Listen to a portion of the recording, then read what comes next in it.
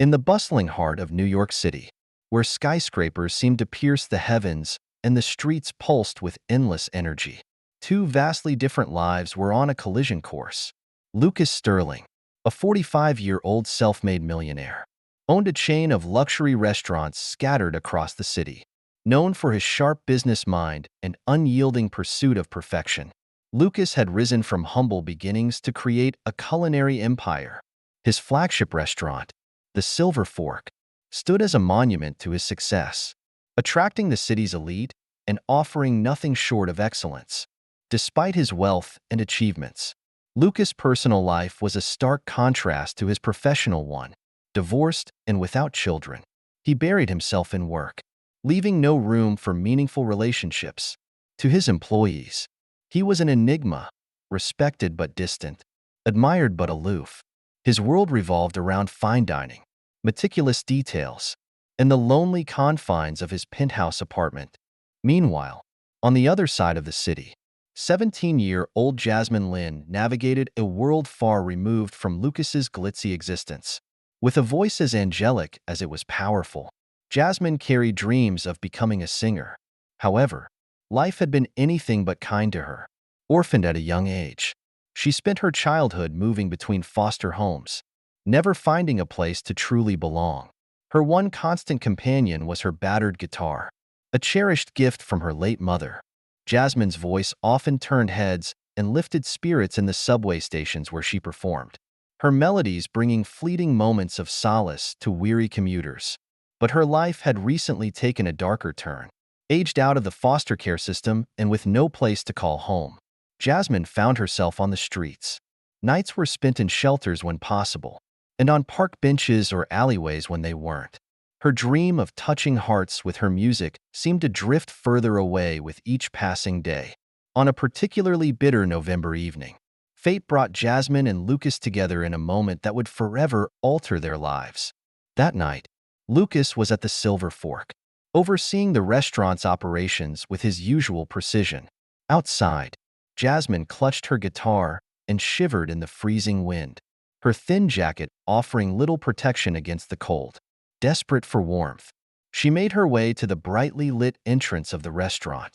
Lucas noticed a commotion at the doorway and strode over. His maitre d', Robert, was in the midst of a heated exchange with Jasmine. "I told her we're fully booked," Robert explained, exasperation in his voice.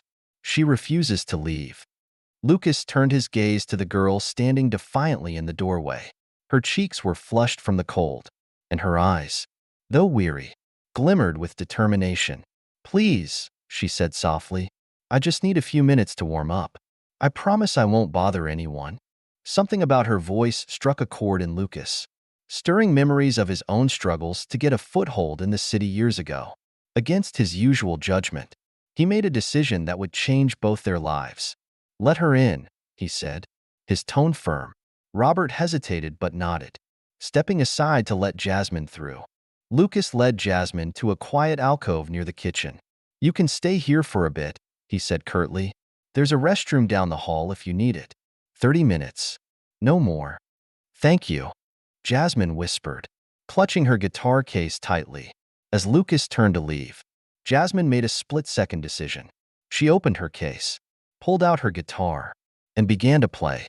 The first notes were tentative, almost swallowed by the restaurant's ambient noise. Then she began to sing. Her voice, soft at first, grew in strength and beauty, weaving a melody that was as haunting as it was hopeful. Conversations in the dining room hushed. Forks and knives paused mid-motion, and even the bustling kitchen fell silent. Lucas stopped in his tracks, the sound rooting him to the spot. He turned back, watching in awe as Jasmine poured her heart into the music. Her voice soared, rich and emotive, carrying with it the weight of her struggles and the depth of her dreams. By the time she finished, the entire restaurant had erupted into applause. Jasmine opened her eyes, startled by the ovation. Her gaze met Lucas, and in that moment, an unspoken understanding passed between them. This was no ordinary encounter. It was the beginning of something extraordinary. In the days that followed, Lucas found himself unable to shake the memory of Jasmine's voice. It haunted him, stirring emotions he had long buried. Driven by a mix of curiosity and responsibility, he discreetly sought information about her. He learned about her life on the streets and her performances in subway stations. The more he discovered, the stronger his resolve became to help her. One evening, Lucas found Jasmine performing near a subway entrance. Her voice echoed through the tunnel, drawing a small but captivated audience. As the song ended and the crowd dispersed, Lucas approached her. Jasmine recognized him immediately, her eyes widening in surprise.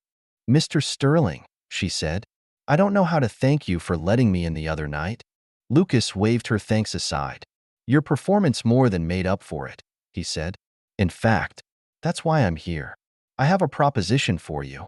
Lucas explained that he wanted to offer her a job singing at the Silver Fork. It would be a regular gig with fair pay and meals included. Jasmine's eyes lit up with hope, but then her expression darkened.